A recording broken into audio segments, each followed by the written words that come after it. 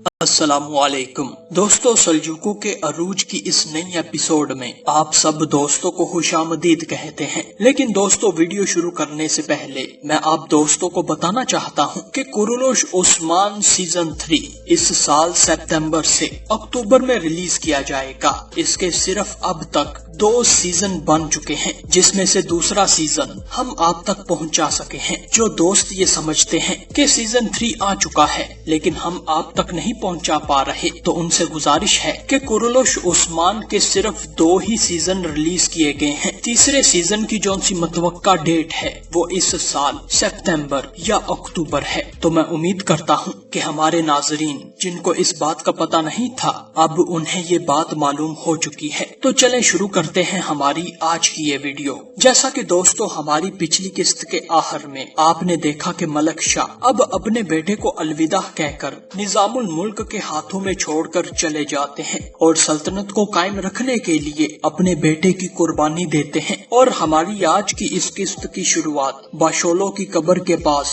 موجود نظام الملک اور عمر خیام سے ہوتی ہے۔ نظام الملک کہتے ہیں اس کا نام احمد ہونے کا پتہ کسی کو نہیں چلنا چاہیے اور اب یہ ایک نئی زندگی جیے گا اور نیا زمانہ پائے گا۔ نظام الملک احمد کو دیکھ کر کہتے ہیں، پلو بڑھو اور شیر کی طرح بہادر بنو تاکہ دشمنوں کی پیشانی کے عین درمیان میں تم تیر کی طرح جا لگو۔ اب سے تمہارا نام سنجار ہوگا، سلجوق سلطنت کا بہادر بیٹا، فاتح سلطان الپ ارسلان کا پوتا، سلطان ملک شاہ کا بیٹا۔ اور پھر دوستو 18 سال بعد سن 1090 میں احمد سنجار دکھایا جاتا ہے، جس کی عقاب جیسی آنکھیں ہوتی ہیں، اور یہ جوان باطنیوں کے ایک ہیڈ کوارٹر میں ان میں گھس کر تربیت حاصل کر رہا ہوتا ہے۔ اس دوران ایک باطنی کہتا ہے، باطن کا حصول یعنی وضاحت کی طلب ہے، جبکہ دوسرا باطنی سنجار کے ہاتھ میں رسی باندھتا ہے، جبکہ ان کا سربراہ کہتا ہے،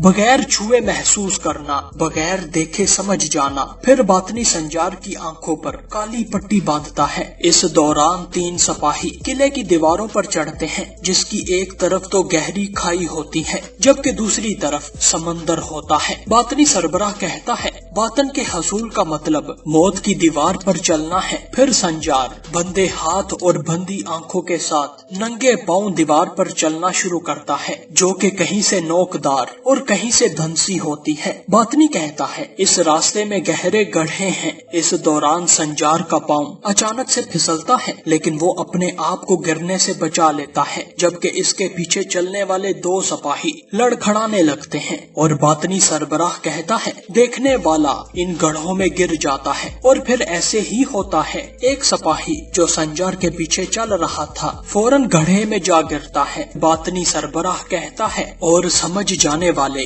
اس دیوار سے بندے ہاتھ اور آنکھوں کے ساتھ بھی گزر جاتے ہیں، یہ راستہ دیکھنے والوں کی سمجھ میں نہیں آ سکتا۔ اس دوران سنجار بڑی مہارت سے آگے چلتا جاتا ہے اور بڑی مشکل سے ایک مرتبہ گرتے گرتے بچتا ہے، جبکہ اس کے پیچھے چلنے والا بچ جانے والا ایک سپاہی پھسل کر نیچے گر جاتا ہے، جبکہ باطنی سربراہ کہتا ہے، ہر غلط قدم تمہیں موت کی جانب لے جائے گا۔ دوستو، اب اس راستے پر سنجار اکیلا ہوتا ہے اور راستے میں کچھ کانٹے بھی آتے ہیں۔ باطنی سربراہ اس دوران کہتا ہے، ان کانٹوں بھرے راستے سے بغیر آہو پکار کیے گزرنے والے بہت خوش نصیب ہیں، اس راستے سے نہ پلٹنے والے خوش نصیب ہیں۔ سنجار اس دوران درد سے کراہتا ہوا آگے بڑھتا جاتا ہے، اور پھر ایک باطنی سنجار کی آنکھوں سے پٹی اتارتا ہے اور اس کے ہاتھ کھول دیتا ہے۔ باطنی کہتا ہے، یہی لوگ ہیں جو باطن کے انعامات پاتے ہیں۔ پھر 2 سپاہی سنجار کو پکڑ کر باطنی سربراہ کے پاس لاتے ہیں اور باطنی کہتا ہے، تم دیکھے بغیر دیکھنے میں کامیاب رہے ہو اور اب تم ہمارے مقصد کے اہم مراتب تک جا پہنچے ہو۔ عظیم امام اسماعیل سے ملنے والے باطن کے مقصد کے لیے، اب بغداد کے جھوٹے خلیفہ کی خلافت ختم کرنے کے لیے اور سلجوق سلطان پر غالب آنے کے لیے کیا تم اس مشکل راستے پر چلنا چاہتے ہو؟ سنجار کہتا ہے، مرتے دم تک۔ اس دوران دوستو ایک باطنی پیغام رسا یہاں پر پہنچتا ہے اور خفیہ اشاروں سے بات چیت کرتا ہوا خفیہ کمروں کی طرف چل پڑتا ہے، جبکہ باطنی پھر سنجار سے کہتا ہے، اٹھو۔ سنجار اڑتا ہے اور باطنی سنجار کی کمر کے ساتھ ایک سرخ کپڑا باندھتا ہے اور ساتھ میں کہتا ہے یہ سرخ کپڑا اس خون کا ثبوت ہوگا جو اپنے مقاصد کو پانے کے لیے بہایا گیا ہے۔ اب اس بات میں کوئی شک نہیں ہے کہ ہمارے بادشاہ کا بیٹا ہمارے راستے کا راہبر ہوگا۔ اس امتحان میں کامیابی کے بعد تم ہمارے ہمسفر بن جاؤ گے۔ سنجر کہتا ہے میں کب اپنے بادشاہ کی دہلیز پر جاؤں گا؟ باطنی کہتا ہے آج تم ہمارے ہمسفر بنے ہو، تمہارا سفر اب طویل ہے۔ مزید کٹھن امتحانات سے گزرنے کے بعد تم ایک بہادر جانباز بنو گے، اخلاص میں فولاد کی طرح، صبر میں چٹان کی طرح اور بہادری میں شیر کی طرح بننے کے بعد تم ہمارے سلطان کی دہلیز پر پہنچو گے۔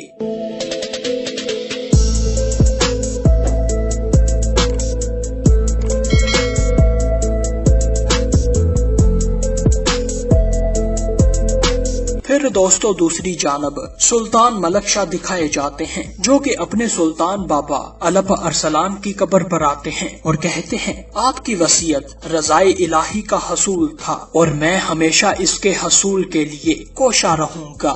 آج جو وعدہ میں نے آپ سے 2 سال قبل کیا تھا اسے میں نے اپنے لیے باعث شرف سمجھتے ہوئے پورا کر دیا ہے۔ اپنی اس بادشاہیت کے دور میں میں نے اپنی سلطنت کی سرزمین کو دنیا کے کناروں تک پھیلا دیا ہے۔ سلطان ملک شاہ اپنے ہاتھ میں موجود مٹی کو پکڑتے ہیں اور کہتے ہیں میں اس مٹی کو دنیا کی بڑی نہروں سے لے کر آیا ہوں اور میرا عہد آپ کی مٹی میں شامل ہو جائے گا۔ اللہ آپ پر رحمت نازل فرمائے۔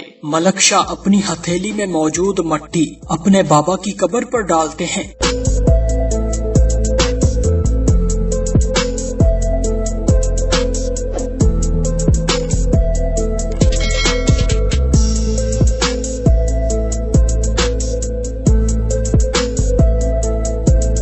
اور پھر دوستو دوسری جانب سنجار دکھایا جاتا ہے جو کہ باطنیوں کی خفیہ جگہ میں گھس کر باطنی سربراہ کا انتظار کر رہا ہوتا ہے، اور اس دوران سنجار فوراً اپنا خنجر نکال کر باطنی سربراہ کے خفیہ کمرے میں داخل ہوتا ہے جہاں پر ایک صندوق کے اندر سے سنجار فوراً ایک خفیہ بیلٹ نکالتا ہے جس کے اوپر لکھا ہوتا ہے کہ شیطانیت کے اندھیرے ختم ہوں گے اور ایک نیا سورج طلوع ہوگا۔ پھر سنجار کہتا ہے یہ لوگ سلطان ملک شاہ کو شیطان سمجھتے ہیں اور ضرور اس کے ساتھ کچھ برا کرنے کا ارادہ بھی رکھتے ہیں۔ پھر دوسری جانب ملک شاہ دکھائے جاتے ہیں جو کہ اپنے سلطان بابا کی قبر سے اپنے لشکر کے پاس آتے ہیں۔ اس دوران نظام الملک بھی اپنے سلطان کے ہمراہ موجود ہوتے ہیں۔ ملک شاہ کہتے ہیں میرے بہادروں، میرے بابا کے ملازگرد میں گاڑے گئے فتح کے جھنڈے کا سایہ قسطنطنیہ پہنچنے کے قریب ہے۔ نبی کریم حضرت محمد مصطفیٰ صلی اللہ علیہ وآلہ وسلم کی بشارت کو پانے کے لیے جو اپنے دلوں میں پختہ عزم لیے ہوئے ہیں وہ ہم ہیں۔ فاطمیوں سے بیت المقدس کی حفاظت کرنے کی قسم سارے سپاہی اپنے نیزے لہرا کر اپنے سلطان کے ساتھ قسم کھاتے ہیں۔ سلطان ملک شاہ مزید کہتے ہیں خلافت کے پرچم کو تا ابد حرمین شریفین میں لہرانے کی قسم ہم کھاتے ہیں۔ سارے سپاہی کہتے ہیں ہم قسم کھاتے ہیں۔ پھر سلطان ملک شاہ کہتے ہیں ہمارا مقصد حق کی تصدیق اور شریعت کے مطابق زندگی بسر کرنا ہے۔ ہمارا مقصد تمام انسانوں کی بھلائی اور کامیابی ہے۔ پھر سلطان ملک شاہ اپنی تلوار میان سے باہر نکالتے ہیں اور کہتے ہیں اگر یہ تلوار ہر فتح میں ہمارا ساتھ نہ دے سکی مگر یہ ضرور ہماری نسلوں کے لیے فتوحات کے دروازے کھولے گی۔ یاد رکھو جب تک ایمان کے ساتھ دھڑکنے والے دل موجود ہیں تو حق غالب ہے اور باطل مغلوب رہے گا۔ پھر نظام الملک اپنا کلہاڑا لہرا کر نعرہ لگاتے ہیں سلطان زندہ باد، آپ کی تلوار دشمنوں کو چیر دے۔ پھر سارے سپاہی اپنے سلطان کے حق میں نعرے لگاتے ہیں۔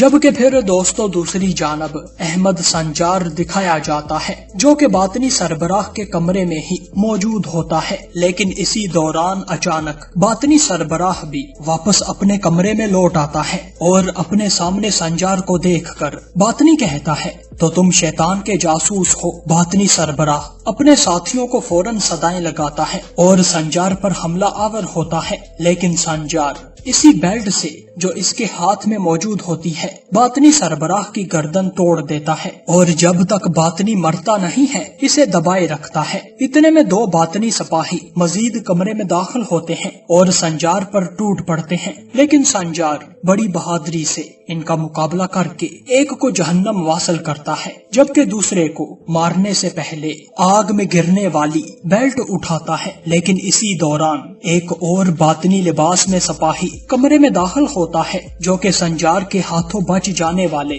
باطنی کو مار دیتا ہے اور سنجار کی جان بچاتا ہے۔ دوستو، احمد سنجار فوراً اس باطنی کی گردن پر خنجر رکھتا ہے اور کہتا ہے تم کون ہو؟ جبکہ یہ نامعلوم شخص کہتا ہے دشمن نے ہم پر حملہ کر دیا ہے، ہمیں یہاں سے نکلنا چاہیے، حملہ ہو گیا ہے سنجار۔ سنجار حیرانگی سے کہتا ہے تمہیں میرا نام کیسے معلوم ہے؟ پھر یہ شخص کہتا ہے ہمیں تربیت کس نے دی ہے؟ میرا نام اسلان تاش ہے۔ سنجار کہتا ہے حاجی نظام الملک ہے نا؟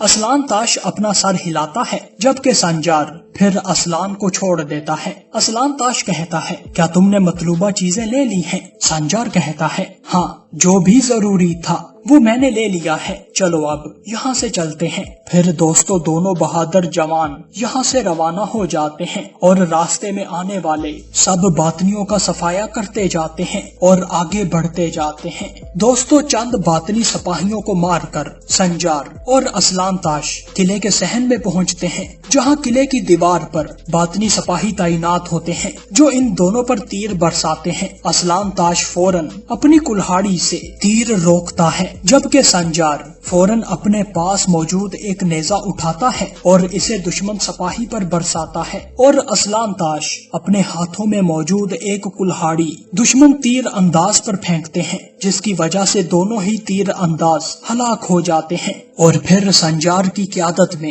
اسلان تاش آگے بڑھتے جاتے ہیں، جہاں درجنوں باطنی ان کا مقابلہ کرنے اور انہیں پکڑنے کے لیے پہنچ جاتے ہیں، لیکن سنجار اور اسلان تاش بڑی بہادری کے ساتھ ان باطنیوں کا مقابلہ کرتے ہیں اور ایک ایک کر کے انہیں اپنی تلوار کا مزہ چکھاتے ہیں اور مارتے جاتے ہیں۔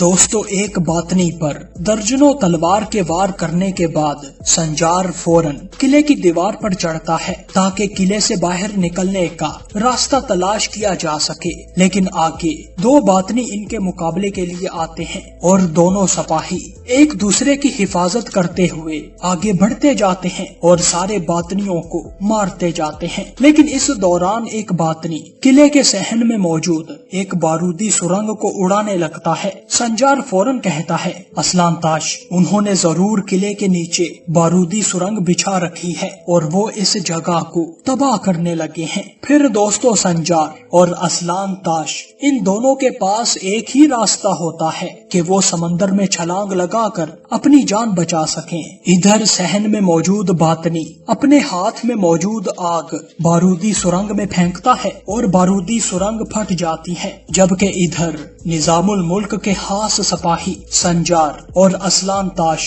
سمندر میں چھلانگ لگا دیتے ہیں۔ پھر دوستو دوسری جانب سلجوق محل دکھایا جاتا ہے، جہاں سلطان ملک شاہ کی بیوی تارکن خاتون اور ان کی بیٹی سلطان ملک شاہ کے آنے کا اور ان کے استقبال کرنے کے لیے بے چین ہوتی ہیں۔ تارکن خاتون اپنی بیٹی کو محل کے انتظامات سنبھالنے کو اور تیزی سے کام کرنے کو کہتی ہیں، اور اسی دوران ملکہ عالیہ سفریہ خاتون یہاں پر تشریف لاتی ہیں جو کہ سلطان ملک شاہ کی والدہ ہوتی ہیں۔ تارکن خاتون کہتی ہیں امی جان، سلطان معظم کے آنے پر میں آپ کے احکامات کی منتظر ہوں۔ سفریہ خاتون اپنے تخت پر آتی ہیں اور سب خواتین اور ان کی ذمہ داریوں کے متعلق دریافت کرتی ہیں کہ ہمارے سلطان کے لیے کھانا تیار ہے کہ نہیں، کسی چیز کی کمی تو نہیں ہے، کیونکہ ہمارے سلطان جنگ سے واپس آ رہے ہیں، لہٰذا میری خواہش ہے کہ وہ اس محل کو پہلے سے زیادہ شاندار دیکھیں۔ تارکن خاتون کہتی ہیں آپ فکر نہ کریں، میں نے محل میں ہونے والی ساری تیاریوں کو خود دیکھا ہے، اور ملکہ عالیہ ہونے کی وجہ سے آپ ویسے بھی سلطنت کے کاموں میں بے حد مصروف رہتی ہیں۔ سفریہ خاتون کہتی ہیں، سلطنت کا خیال رکھنا مجھے اپنی جان کی طرح عزیز ہے، اور محل کی دیکھ بھال کرنا میں اپنی آنکھ کی دیکھ بھال کی طرح کرتی ہوں۔ آج تم صرف سلطان کی اہلیہ ہو، لیکن ایک دن تم ملکہ عالیہ بنو گی۔ تمہارا کام صرف سلطان کے بیٹے کو صحت اور سلامتی کے ساتھ اس دنیا میں لانا ہے۔ تارکن خاتون کہتی ہیں، یہ میری سب سے بڑی آرزو ہے۔ پھر سفریہ خاتون اپنی ملازمہ سے کہتی ہیں، وہ فرمان لے کر آؤ جس پر مہر لگانی ہے۔ خادمہ پھر کچھ کاغذات لے کر سفریہ خاتون کے سامنے رکھ دیتی ہیں، جبکہ ماہ ملک پھر کہتی ہے، آپ اپنے تجربات سے اس محل کو روشن کر رہی ہیں، اللہ آپ کو اور ہمارے سلطان بابا کی حفاظت فرمائے۔ دوستو، سفریہ خاتون ماہ ملک کا شکریہ ادا کرتی ہیں اور اس کو سمجھاتی ہوئی اپنے کاغذات پر ریاست کی مہر لگاتی جاتی ہیں۔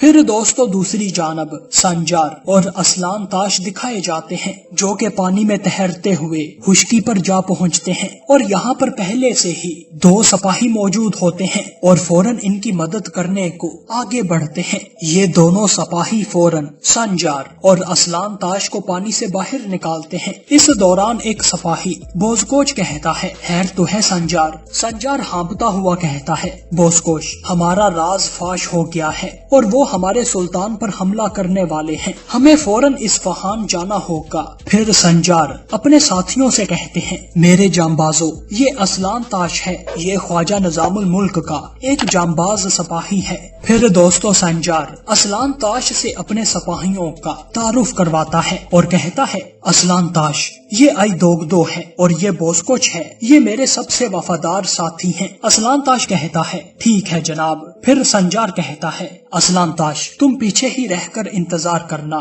اگر ضرورت پڑے تو ہماری مدد کے لیے آنا۔ پھر دوستو بوزکوچ کہتا ہے، سنجار، گھوڑے ساحل پر ہیں اور وہاں کپڑے بھی موجود ہیں۔ سنجار کہتا ہے، جلدی کرو پھر۔ اور پھر دوستو چاروں خصوصی سپاہی اصفہان کی طرف اپنے گھوڑے دوڑاتے ہیں تاکہ اپنے سلطان کی جان بر وقت بچا سکیں۔ اور دوستو یہی ہماری آج کی اس قسط کا اختتام ہوتا ہے۔